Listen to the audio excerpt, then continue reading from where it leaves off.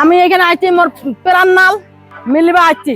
সময় সব ক্ষত মুছে দিলেও কিছু শূন্যতা থাকে যা সময়ও ভরাট করতে পারে না। 4 দশক আগে যে ঘর থেকে একটি প্রাণচঞ্চল কিশোরী হারিয়ে গিয়েছিল, পরিবার ধরে নিয়েছিল পৃথিবীর মায়া কাটিয়ে, সে এখন ওপারে। অথচ ভাগ্যের লিখন ছিল একদম আলাদা। মৃত্যু পরোয়ানা ছিঁড়ে সীমানার কাঁটা তার পেরিয়ে দীর্ঘ 40 বছর পর নিজের ভিটে ফিরলেন ঠাকুরগাঁওয়ের জাহানারা। এ যেন রূপকথার সেই গল্প যা কল্পনাকেও হার মানায়।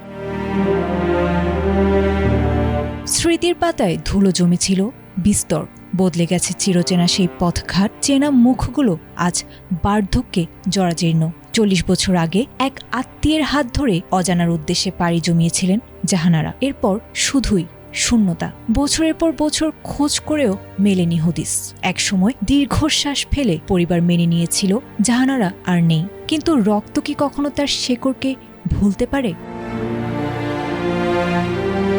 সুদূর ভারতের পাঞ্জাবে জাহানারার নতুন সংসার গড়ে উঠলেও মনের এক কোণে সযত্নে তোলা ছিল শৈশবের সেই হারানো আঙ্গিনা।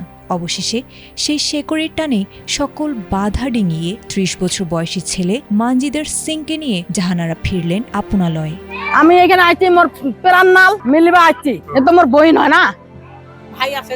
মেরা মা প্রিয় মর্গি, মোর প্রিয় নাম আছে তমিজুদ্দিন, মোর মার নাম আছে মরিয়ম। ভালো ভালো লাগছে, মেরা পরিবার ভালো লাগছে। ওইখানে আমার সবকিছু আছে, ঘর আছে, জমিন আছে, ক্ষেত আছে, সবকিছু আছে। আর পরিবার সব আছে। 4 ছেলে।